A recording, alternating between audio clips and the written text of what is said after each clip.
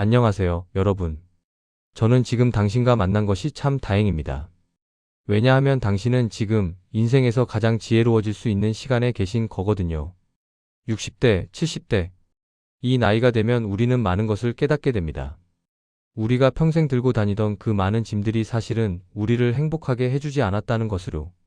하지만 이건 비단 노년층만의 이야기가 아닙니다. 30대의 직장인도 40대의 사업가도 50대의 엄마도 모두 이 무거움을 느끼고 있습니다. 우리는 모두 어딘가에서 무언가를 들고 있는 거예요. 오늘 우리가 함께 나누고 싶은 것은 바로 그 짐을 내려놓는 방법입니다. 2500년 전 부처님은 이미 이것을 알고 계셨습니다. 그는 깨달음의 나무 아래서 이런 진리를 깨달으셨죠.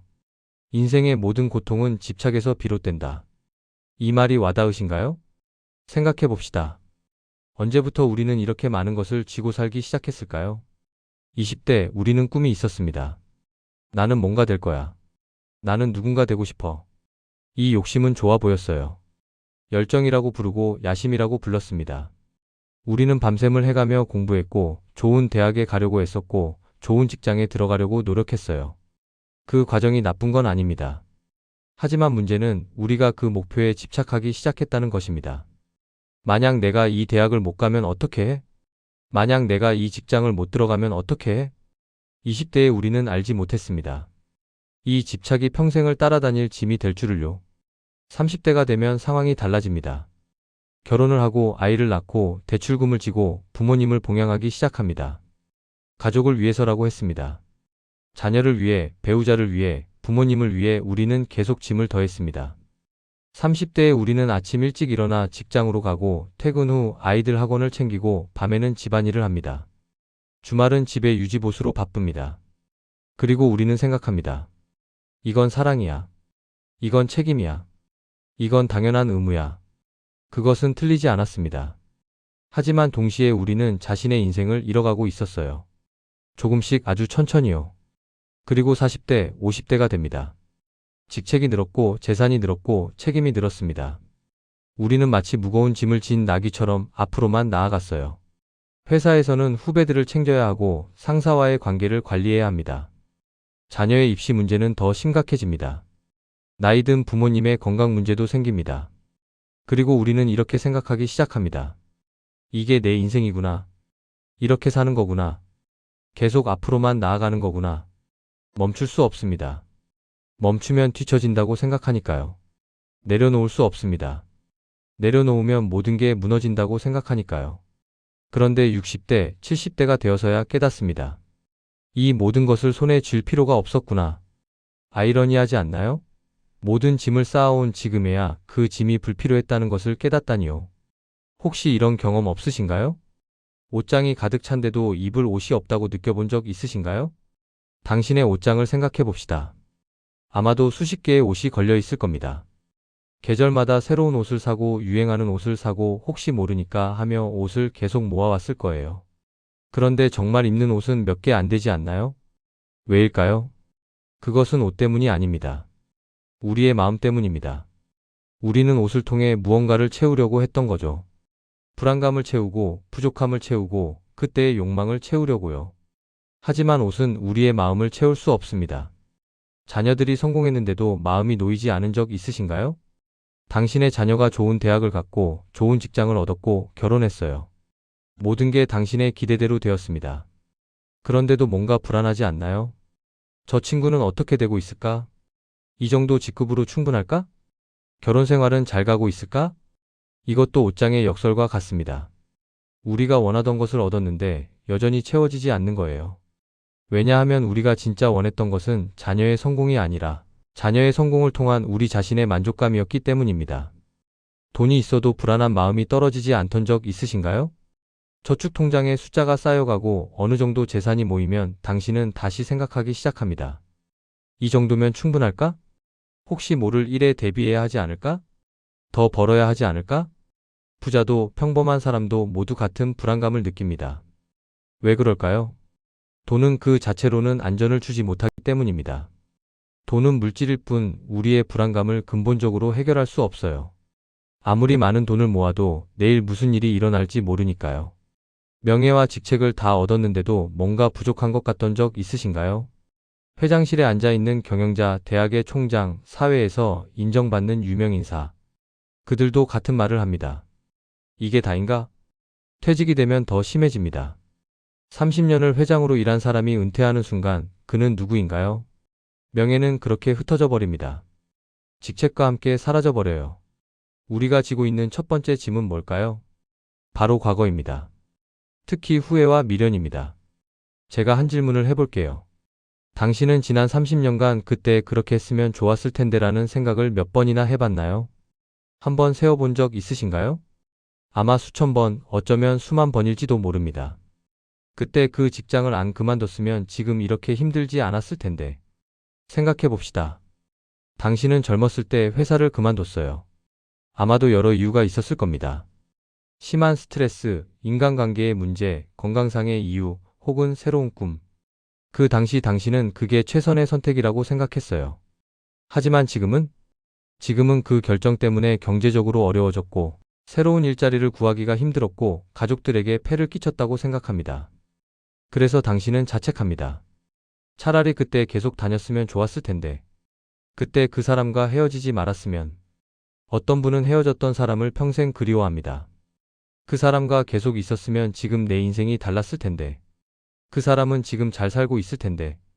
나는 왜 그럴 때 더 잘 대했지? 왜 헤어졌지? 하지만 생각해 봅시다. 그때 당신이 헤어진 이유가 있지 않았나요? 아무 이유 없이 헤어질 리 없어요. 혹은 헤어짐이 아니라 실연이었다면? 그래도 마찬가지예요. 그것은 그 당시 양쪽의 선택의 결과였던 거죠. 자녀 교육을 저렇게 안 했으면. 아이 교육에 대한 후회는 정말 많습니다. 내가 더 관심을 가져줄 걸. 내가 더 좋은 학원을 보내줄 걸. 내가 더 함께 해줄 걸. 혹은 반대의 후회도 있죠.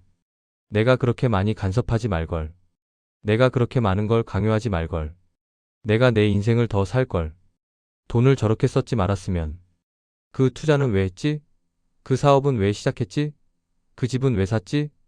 우리는 우리가 한 모든 경제적 결정에 대해서도 후회합니다. 우리의 마음이 과거에 머물 때 어떤 일이 일어날까요?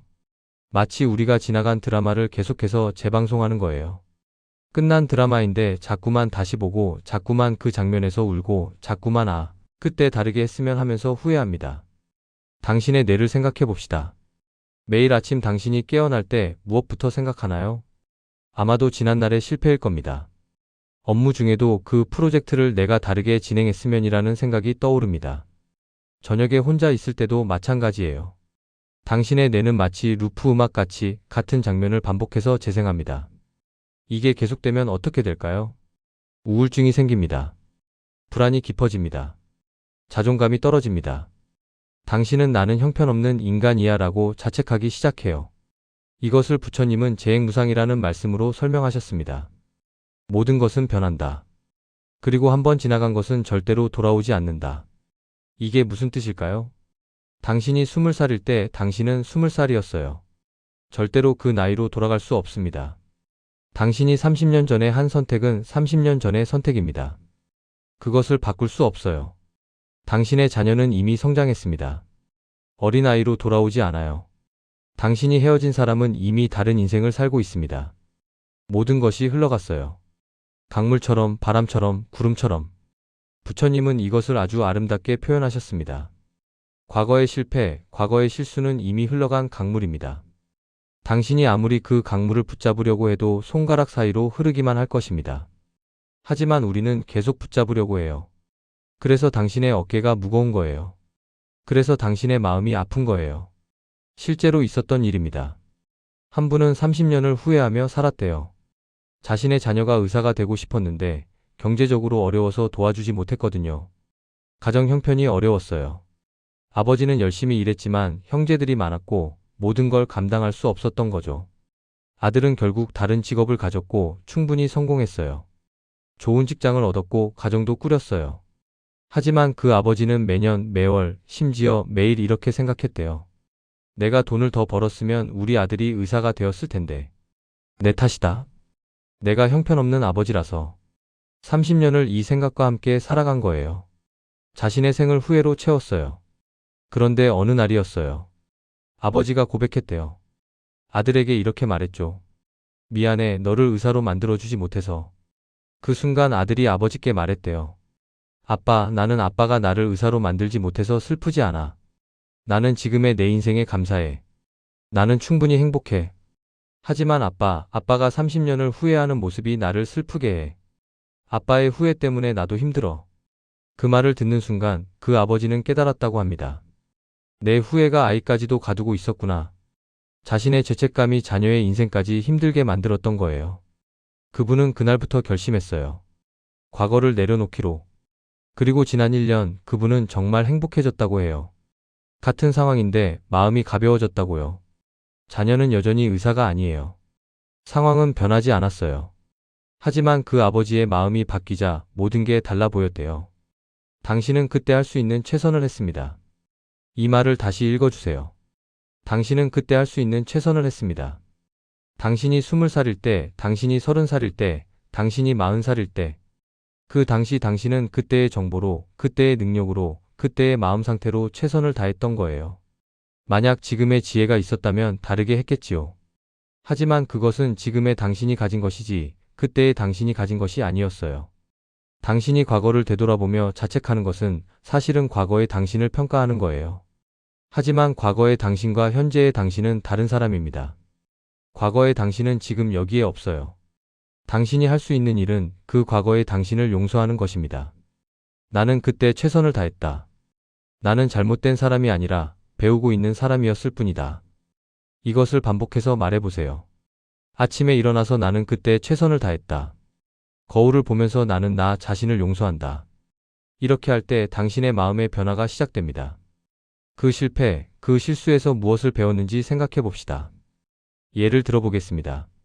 나는 그때 그 직장을 그만뒀다. 경제적으로 어려웠다. 하지만 나는 여기서 무엇을 배웠나? 생각해보니 그 경험 때문에 당신은 돈의 중요성을 배웠어요. 그래서 지금 당신은 현명하게 소비합니다. 필요한 것과 필요 없는 것을 구별합니다. 당신의 자녀들도 당신을 통해 그것을 배웠어요. 나는 그 사람과 헤어졌다. 그것이 내 인생에서 가장 힘든 시간이었다. 하지만 나는 여기서 무엇을 배웠나? 생각해보니 당신은 관계의 소중함을 배웠어요. 그래서 지금 당신은 주변 사람들을 더 귀하게 여겨요. 더 적극적으로 사랑을 표현해요. 더 상대방의 말에 귀 기울여요. 나는 자녀 교육을 저렇게 했고 지금 자녀가 어려워하고 있다. 하지만 나는 여기서 무엇을 배웠나? 당신은 배웠어요. 모든 인생이 우리가 예측하고 통제할 수 없다는 것을요. 당신은 배웠어요. 자녀도 독립된 인격체라는 것을요. 당신은 배웠어요. 사랑은 통제가 아니라 믿음이라는 것을요. 이렇게 과거의 사건을 나의 교과서로 바꾸는 거예요. 그러면 후회는 변합니다. 후회는 감사로 변합니다. 고마워, 나의 실패여. 너 때문에 나는 성장했다. 고마워, 나의 아픔이여. 너 때문에 나는 더 강해졌고 더 지혜로워졌다. 이것이 과거와의 화해예요. 혹시 당신이 과거를 자주 떠올린다면 그 순간 깊게 숨을 쉬세요. 후 하면서 천천히 내쉬며 마음을 가라앉힙니다. 당신의 몸을 살펴봅시다. 당신의 발이 땅에 닿아 있다는 것을 느껴봅시다. 당신의 손을 느껴봅시다. 따뜻한가요? 당신의 숨을 느껴봅시다. 들이마시고 내쉬고. 당신은 지금 여기 이 순간에 있습니다. 과거는 없어요. 미래도 없어요. 오직 지금 이 순간만 있을 뿐입니다. 주변을 봅시다. 지금 당신 앞에 있는 것이 무엇인가요?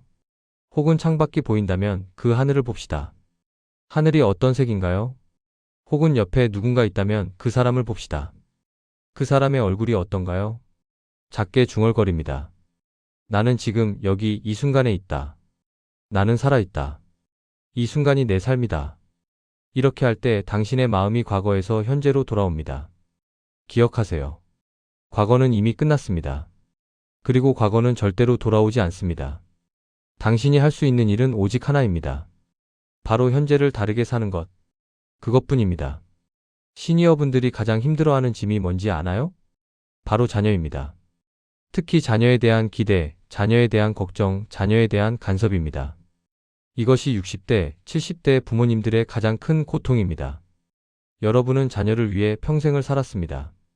자녀가 태어났을 때의 기쁨, 그 따뜻함을 기억하시나요? 처음 안았을 때의 느낌, 그 무게감, 그 책임감. 아, 이것이 인생의 최고의 순간이구나 하며 느꼈던 감정. 자녀를 키우면서의 고민. 밤샘으로 아파하는 아이를 돌본 날들. 정말 이대로는 안 되겠다며 자책했던 날들. 내가 더 잘해줘야 하는데 하며 자신을 다그쳤던 날들. 자녀의 성공을 위한 헌신. 입시 학원비를 벌기 위해 야근을 했고, 자녀가 좋은 대학에 들어갔을 때 당신이 얼마나 행복했는지요. 자녀가 좋은 직장을 얻었을 때 당신이 얼마나 자랑스러웠는지요. 모든 것을 다 했습니다. 당신의 꿈을 미루고 당신의 원하는 것을 포기하고 당신의 인생을 그 옆에 두고. 그런데 자녀는 커 버렸습니다. 더 이상 당신의 말을 듣지 않는 어른이 되었어요. 자녀는 부모님과 같은 길을 가지 않았습니다. 당신이 예상했던 인생을 살지 않고 있어요. 당신의 기대와 다른 선택을 했습니다. 아무리 좋은 마음으로 충고해도 듣지 않습니다. 아들, 너 그 일은 위험해. 이렇게 하는 게 낫지 않을까? 아들은 말합니다. 엄마, 나는 내 인생을 살고 싶어. 아무리 도와주려고 해도 거부합니다. 딸, 엄마가 이것이 너를 위해 좋다고 생각해. 이렇게 해보자. 딸은 말합니다. 엄마, 고마워. 하지만 내가 스스로 할 수 있어. 심지어 아이들은 이렇게 말합니다. 엄마, 아빠는 나한테 간섭해. 이 말 한마디가 부모님의 마음을 얼마나 상하게 하는지요. 내가 왜 간섭해? 다 너를 위해서인데. 부모님은 자신이 한 모든 것이 사랑이라고 믿었어요. 하지만 자녀에게는 그것이 간섭으로 느껴져요. 한 아버지의 이야기입니다. 아들이 대기업을 그만두고 창업한다고 했을 때 반대했어요. 아버지의 입장에서는 이해가 안 됐어요.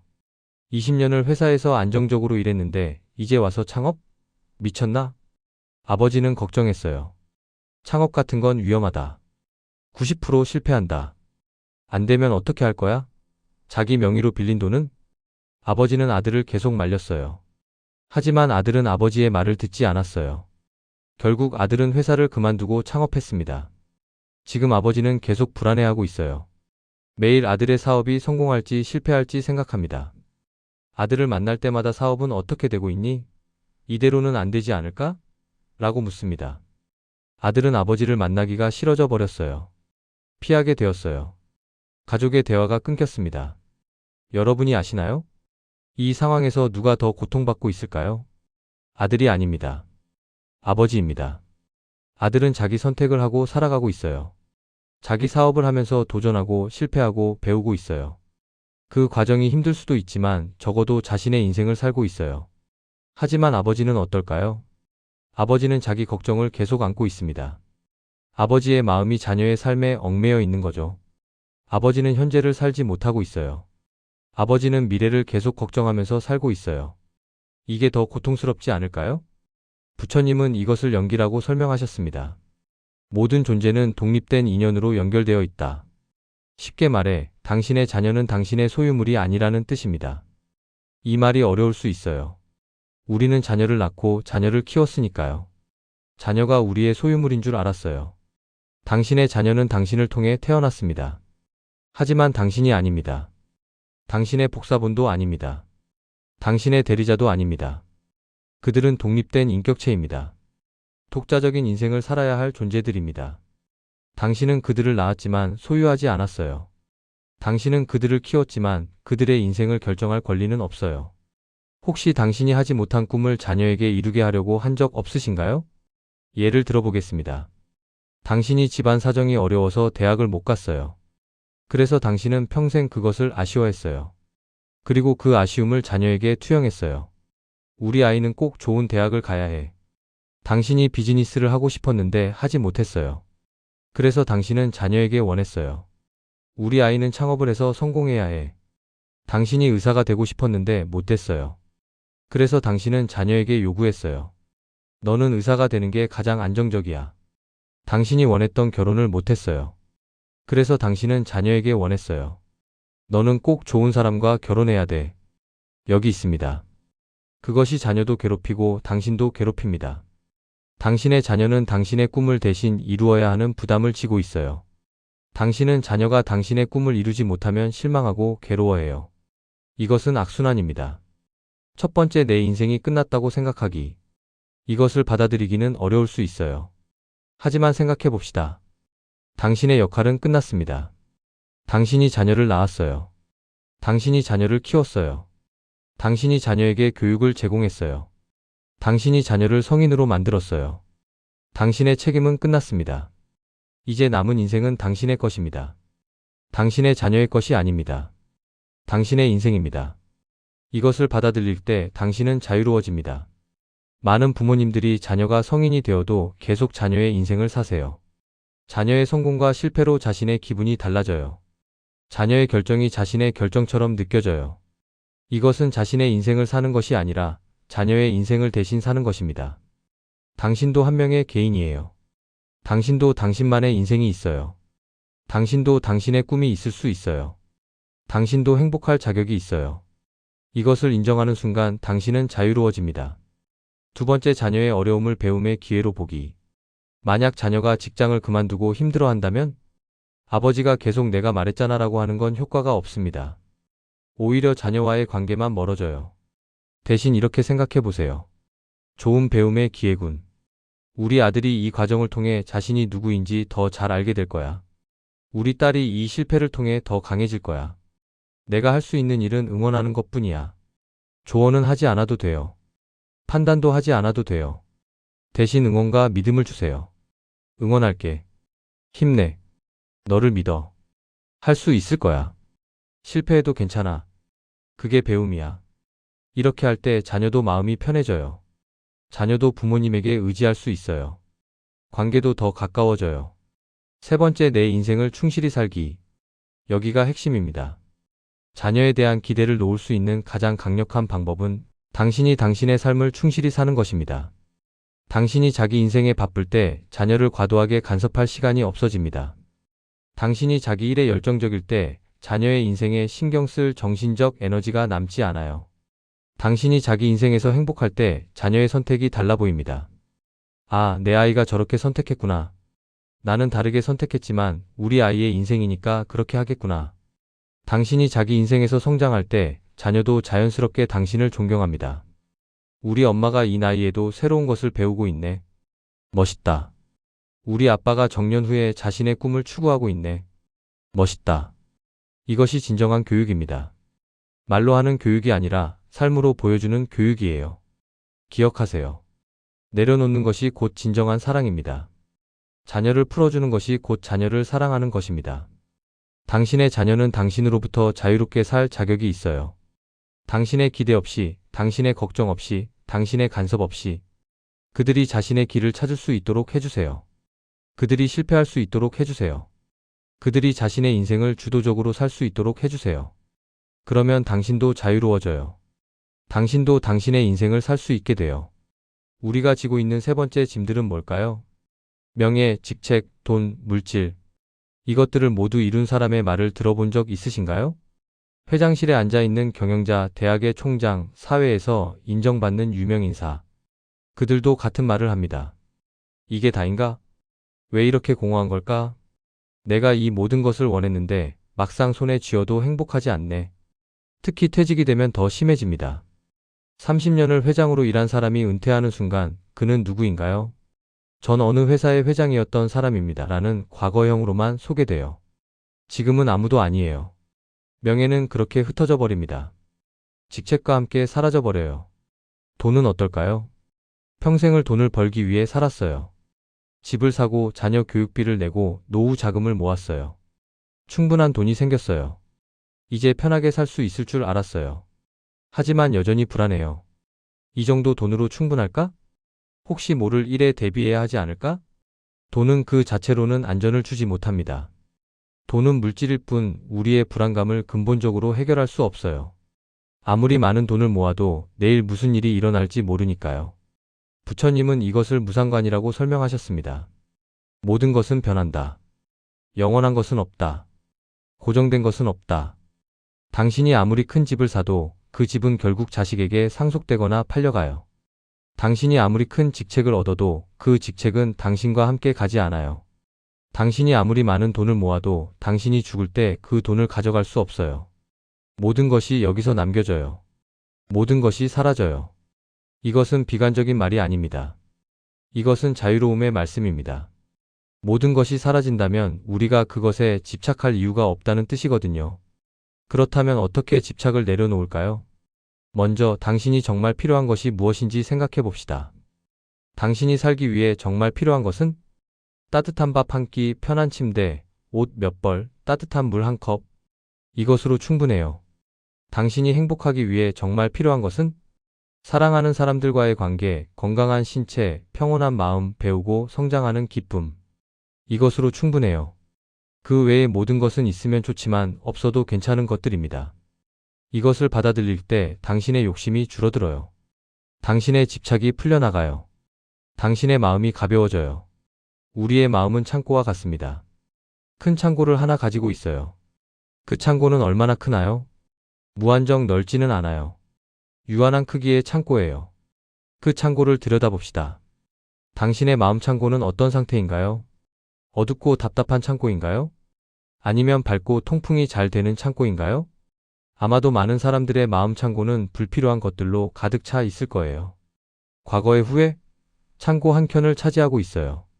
자녀에 대한 걱정? 창고의 상당 부분을 차지하고 있어요. 명예에 대한 집착?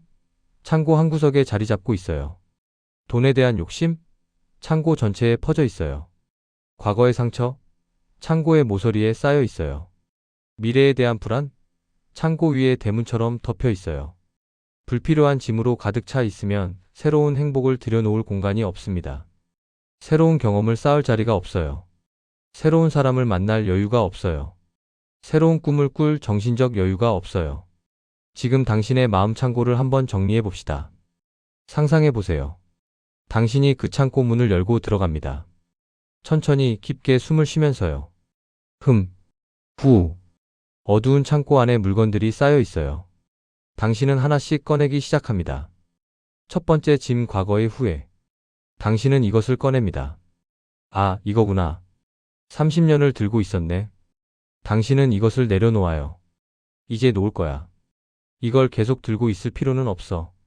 당신이 내려놓으니까 창고 한 켠이 비어요. 따뜻한 햇빛이 그 자리로 들어와요. 두 번째 짐 자녀에 대한 기대와 걱정. 당신은 이것도 꺼냅니다. 얼마나 무겁던지. 아, 내가 이 모든 걸 자녀의 어깨 위에 얹혔네. 당신은 이것을 내려놓아요. 너는 너의 인생을 살아. 나는 더 이상 너한테 이 짐을 얹지 않을게. 창고가 더 넓어져요. 공기가 통풍되기 시작해요. 세 번째 짐 명예에 대한 집착. 당신은 이것도 꺼냅니다. 이 직책, 이 이름, 이 평판. 이게 정말 내 것인가? 당신은 생각해요. 내가 죽으면 이것들이 뭐가 되나? 이것들과 함께 가나? 당신은 이것을 내려놓아요. 나는 이 이름 없이도 충분히 나야. 창고의 벽면이 더 밝아져요. 네 번째 짐돈에 대한 욕심. 당신은 이것도 꺼냅니다. 무거운 짐이에요. 얼마면 충분할까? 언제까지 벌어야 할까? 당신은 깨달아요. 나는 충분히 벌었어. 나는 충분히 가지고 있어. 당신은 이것을 내려놓아요. 더 이상 쫓지 않을 거야. 지금 충분해. 창고 위에 대문이 열려요. 햇빛이 쏟아져 들어와요. 창고가 비워져요. 완전히 텅 빈 창고. 하얀 벽면의 창고. 밝은 햇빛이 가득 들어오는 창고. 신선한 공기가 통풍되는 창고. 그 텅 빈 창고에 무엇이 들어차기 시작할까요? 잔잔한 평온. 당신의 마음이 고요해져요. 마치 바람 없는 날씨의 호수처럼. 물결이 잔잔해요. 마음도 잔잔해요. 아침에 깨어날 때도 편안하고 밤에 잠들 때도 편안해요. 진정한 행복. 행복이 다가와요. 큰 일 때문이 아닌 작은 것들로부터의 행복이에요. 따뜻한 아침 햇빛, 새의 울음소리, 사랑하는 사람의 미소, 한 잔의 차, 책 한 페이지. 이런 작은 것들이 얼마나 소중한지 깨닫게 돼요. 당신은 시간을 들여 이런 것들을 느껴요. 당신은 진정으로 행복해요. 영혼의 자유. 자유가 찾아와요. 누구 눈치도 보지 않는 자유, 누구 기준도 따르지 않는 자유. 당신은 당신의 마음 가는 대로 살기 시작해요. 당신이 정말 하고 싶은 것을 해요. 당신이 정말 가고 싶은 곳을 가요. 당신이 정말 만나고 싶은 사람을 만나요. 그 자유함이 얼마나 좋은지. 지혜의 빛. 지혜가 새어 들어와요. 당신은 이제 알게 돼요. 무엇이 정말 중요한지, 무엇이 일시적인지, 무엇이 영원한지. 당신은 더 이상 미혹되지 않아요. 당신은 명확해요. 기억하세요. 당신은 이미 충분히 살았습니다. 충분히 일했습니다. 충분히 주었습니다.